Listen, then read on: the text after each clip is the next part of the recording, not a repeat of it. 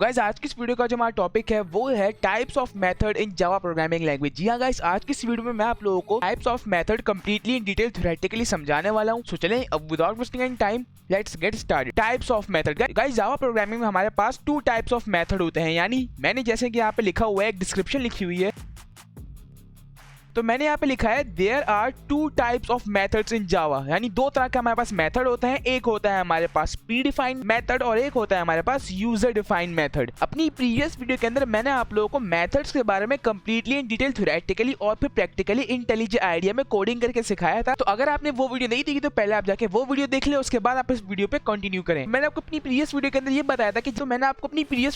बताया था कि मान ले हम लोगों को एक अरिथमेटिक ऑपरेशन परफॉर्म करवाना है which is a plus b, और हमारे पास a की वैल्यू है 1 और b की वैल्यू है 3, और हम चाहते हैं कि ये 2 वैल्यूज ऐड हो जाए और ये ऐड होके जो उनकी वैल्यू है वो स्टोर हो जाए c में और फिर हमें बाद में c प्रिंट होके मिल जाए। और इसी तरह से हमारे पास और जगह पर अरिथमेटिक ऑपरेटर लगाना है जहां पर हमारे पास सेम यही लॉजिक अप्लाई हो रही है, वैल्यू चेंज हो रही है। ध्यान से सुनिए मेरी बात, यहाँ पर लॉजिक सेम लग रही है। लॉजिक मीन्स 2 वैल्यूज ऐड हो रही हैं और उनकी वैल्यूज किसी दूसरे वेरिएबल के अंदर स्टोर हो रही है। ये है लॉजिक, और ये लॉजिक रिपीट हो रही है, बस वैल्यूज चेंज हो रही है। लेट्स सपोज हमारे पास है d और प्लस e। d के अंदर हमारे पास वैल्यू है 7, e के अंदर है हमारे पास लेट्स सपोज 10, और हम चाह रहे हैं कि d और e की जो वैल्यू है वो आपस में ऐड हो और ऐड होके ये वैल्यू स्टोर हो हमारे पास f वेरिएबल के अंदर और बाद में हमें f वेरिएबल प्रिंट होके मिले। और इस तरह से हमें मल्टीपल प्लेसेस पे अरिथमेटिक ऑपरेटर का यूज करना है, यानी सेम लॉजिक का यूज करना है। तो क्या ये गुड होगा कि हम लोग बार बार अलग अलग ऑपरेटर को चूज करें, उनके बीच में अरिथमेटिक ऑपरेशन परफॉर्म करें और फिर उस वैल्यू का जो आंसर आएगा उसको किसी अलग वेरिएबल के अंदर स्टोर करें और फिर उसको प्रिंट करवाएं? तो उसमें तो हमारे पास बहुत ज्यादा लाइन ऑफ कोड चला जाएगा। तो इससे बचने के लिए हमारे पास एक शॉर्ट ट्रिक आती है और शॉर्ट ट्रिक का नाम है हमारे पास method.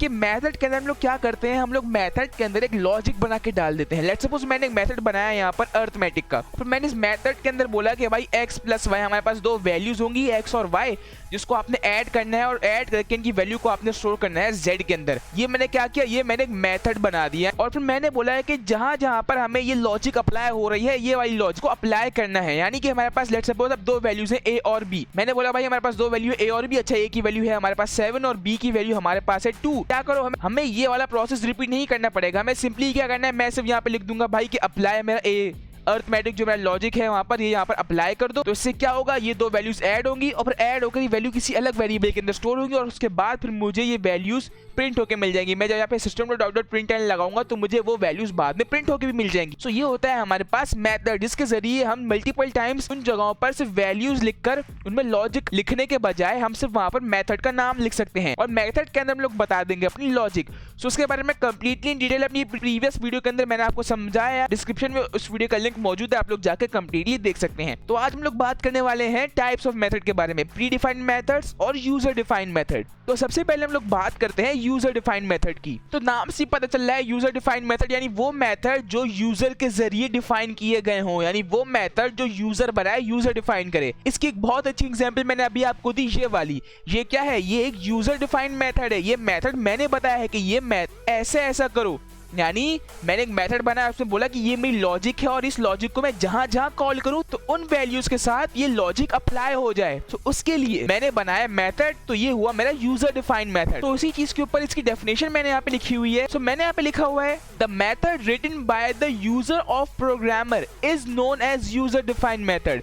These methods are modified according to the requirement। यानी इस बात का सिंपली मतलब ये है कि ऐसे मेथड जो कि यूजर के जरिए डिफाइन किए गए हों उसको कहते हैं हम लोग यूजर डिफाइंड मेथड, यानी वो मेथड जो यूजर बनाए। These methods are modified according to the requirement। यानी लेट्स सपोज हमें इस मेथड के अंदर चेंजेस करनी हो, हम चाहते हैं कि भाई जो z है, ये z का जो आंसर आया इस मल्टीप्लाई बाय 2 कर दो और उसको स्टोर कर दो किसी p वेरिएबल के अंदर, और ये लॉजिक मैंने और ऐड कर दी। अब जहां जहां मैं इसका नाम यूज करूंगा वहां पर ये लॉजिक अप्लाई होगी। तो यहाँ पे होता क्या है, यहाँ पर हम वैल्यू तो कोई और स्टोर करते हैं, तो इसके अकॉर्डिंगली वो लॉजिक इन पर अप्लाई क्यों होती है, वो इसलिए होती है क्योंकि इनकी जो वैल्यूज होती हैं, जब हम यहाँ पे लिखते हैं ना कि ये मेथड इस पर अप्लाई कर दो, जब ये मेथड इन पे लगता है तो इन वेरिएबल्स की जो वैल्यूज होती हैं, ये वेरिएबल है a और उसकी वैल्यू है 7। ध्यान से सुनिएगा, जो इन वेरिएबल्स की वैल्यूज होती हैं वो वैल्यूज की कॉपी चली जाती है इस मेथड के वेरिएबल्स के पास। इस मेथड के वेरिएबल के पास इनकी कॉपी आ जाती है और फिर वो कॉपी का यूज करते हैं और करते हैं उसके अंदर कैलकुलेशन, यानी जो लॉजिक हम यहाँ पे लगाते हैं वो लॉजिक या अर्थमेटिक ऑपरेशन या एक्सप्रेशन जो भी हम लोग यहाँ पर प्रोग्रामिंग करते हैं उसके अकॉर्डिंगली वो वर्क करते हैं और फिर जो उसका आंसर आता है वो कॉपी सेंड कर देते हैं इस मेथड के पास कि भाई जो मेथड है जो हमारे पास इसकी कॉपी आई थी इसका ये आंसर आ रहा है, तो ये आंसर जिस लॉजिक से आ रहा है वो लॉजिक आप यहाँ पर अप्लाई कर दो। तो वो लॉजिक यहाँ पे अप्लाई होती है और फिर उसका आंसर यहाँ पर हमारे पास आ जाता है और फिर उस आंसर को हम लोग system.out.println के जरिए प्रिंट करवा लेते हैं। इस बात का मतलब ये है, आई होप आपको समझ में आया होगा यूजर डिफाइंड मेथड। अब हम लोग बात कर लेते हैं pre defined methods. Pre defined methods guys, यहाँ पर प्री डिफाइंड मेथड्स की मैंने एक डेफिनेशन लिखी हुई है। मैंने यहाँ पे लिखा हुआ है इन जावा predefined methods are the method that is already defined in the Java class libraries is known as predefined method. We can directly use these methods just by calling them in the program at any point. Some predefined methods are length equals compare to etcetera. इस बात का मतलब क्या है? इस बात का simply मतलब ही मैंने डेफिनेशन पढ़ी और आपको समझ में आया होगा, और वो ये है कि जावा प्रोग्रामिंग के अंदर जो हमें हमारी क्लास लाइब्रेरी के जरिए जो मेथड प्रोवाइड होते हैं बने बनाए, यानी जो हमें बने बनाए मेथड जावा प्रोग्रामिंग से मिलते हैं उसको कहते हैं हम लोग प्री डिफाइंड मेथड। यानी यहाँ पे हमने लिखा हुआ है जावा क्लास लाइब्रेरी, जो हमारी जावा क्लास की लाइब्रेरीज होती हैं उस लाइब्रेरीज के अंदर हमें ये मेथड पहले से मिला हुआ होता है, यानी ये मेथड जावा प्रोग्रामिंग का हिस्सा होता है और हम जहाँ चाहें इस मेथड का यूज कर सकते हैं। जिसमें हमारे पास कुछ मेथड है लेंथ इक्वल्स और कंपेयर टू, यानी लेंथ से नाम से पता चल रहा है कि हम लोग इससे अपने मेथड की लेंथ पता कर सकते हैं। सपोज हम एरे का मेथड बनाया, हमने एक मेथड बनाया जिसमें हमें एरे का यूज है, फिर हम एरेस की वैल्यूज निकाल रहे हैं, उसको आपस में मल्टीप्लिकेशन कर रहे हैं, वैल्यूज चेंज कर रहे हैं उसकी। सो उसके लिए हम लोग यूज करते हैं लेंथ का। लेंथ हमारे पास होता है प्री डिफाइंड मेथड जिसके जरिए हम किसी भी मेथड की लेंथ पता कर सकते हैं। लेट्स सपोज मेरे पास एक एरे है जिसके अंदर मेरे पास 6 वैल्यूज हैं, 4 वैल्यूज है। लेट्स सपोज एक है 4, एक है 3,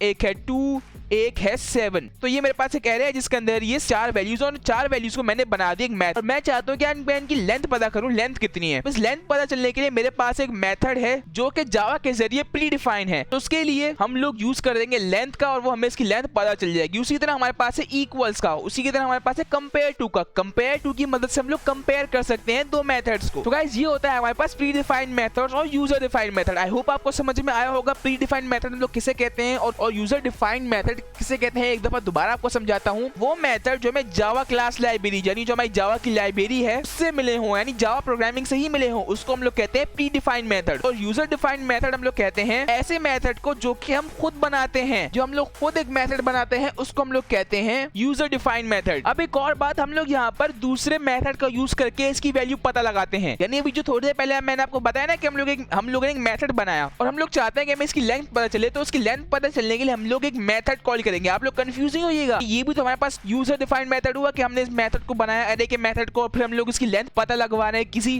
क्लास लाइब्रेरी वाले मेथड से, तो ये हमारे पास एक ही मेथड हुआ यानी यूजर डिफाइंड मेथड। तो ये यूजर डिफाइंड मेथड नहीं हुआ, हम लोग दूसरे मेथड का यूज कर रहे हैं जो कि हमारे पास है लेंथ। इसके जरिए हमें इसकी लेंथ पता चल रही है। उसी की तरह हमारे पास मेथड है इक्वल्स, तो ये लेंथ हमारे पास एक अलग मेथड है, प्री डिफाइंड मेथड, जावा के जरिए दिया हुआ मेथड जिसको हम लोग यूज करते हैं। सो आप कंफ्यूज नहीं होइएगा। तो आई होप गाइस आपको आज की इस वीडियो से टाइप्स ऑफ मेथड समझ में आए होंगे। हमारे पास दो टाइप ऑफ मेथड होते हैं, user defined method and pre defined method. Pre defined method हमें जावा की तरफ से मिले हुए होते हैं और यूजर डिफाइंड मेथड हम लोग खुद बनाते हैं अपनी रिक्वायरमेंट्स के हिसाब से। मेरी इससे प्रीवियस 2 वीडियोस हैं, मैंने अपनी पहली मेथड की वीडियो के अंदर आप लोगों को मेथड थ्योरेटिकली इन डिटेल समझाया था, उसके बाद मैंने आपको विद प्रोग्रामिंग सिखाया, टोटली प्रोग्रामिंग करके। उसके बाद आज की इस वीडियो में मैंने आप लोगों को टाइप्स ऑफ मेथड पढ़ाया। होप आपको मेथड समझ में आया होगा। अगर समझ में आया हो तो इस वीडियो को लाइक लाजमी कीजिएगा। लेटर ऑन ऐसी जावा और प्रोग्रामिंग से रिलेटेड वीडियो से अपडेटेड रहने के लिए मेरे चैनल को सब्सक्राइब करके बेल नोटिफिकेशन को ऑल पे कर लें ताकि मैं जब भी कोई न्यू वीडियो अपलोड करूं तो उसका लिंक आपके पास सबसे पहले पहुंचे। एंड गाइस अगर आपको नहीं पता है कि ये पूरा जावा कोर्स है जिसके अंदर मैं जावा प्रोग्रामिंग को स्टार्टिंग से लेकर एंड तक बिल्कुल सीक्वेंस वाइज पढ़ा रहा हूं, तो जी हां ये एक पूरा कोर्स है। इस कोर्स की मैंने एक प्लेलिस्ट भी बनाई है। सो गाइस ये है वो प्लेलिस्ट। इस प्लेलिस्ट के अंदर मैं जावा प्रोग्रामिंग को स्टार्टिंग से लेकर एंड तक बिल्कुल सीक्वेंस वाइज पढ़ा रहा हूं। मैं इस प्लेलिस्ट के अंदर डेली बेसिस पर वीडियोस अपलोड कर रहा हूं और ये वीडियो भी इसी प्लेलिस्ट का हिस्सा है। और अगर आप जावा प्रोग्रामिंग को स्टार्टिंग से लेकर एंड तक पढ़ना चाहते हैं तो आप इस प्लेलिस्ट को एक्सेस कर लें, जहां क्लिक करके इस प्लेलिस्ट को अपने पास सेव कर लें। उसी के साथ साथ इस प्लेलिस्ट का लिंक नीचे डिस्क्रिप्शन में ऊपर आई बटन पे यहाँ पर शो हो रहा है। तो चलें गाइस अभी तक के लिए बस इतना ही। मैं मिलता हूँ आपसे अगली वीडियो में, तब तक के लिए thanks for watching and don't forget to subscribe.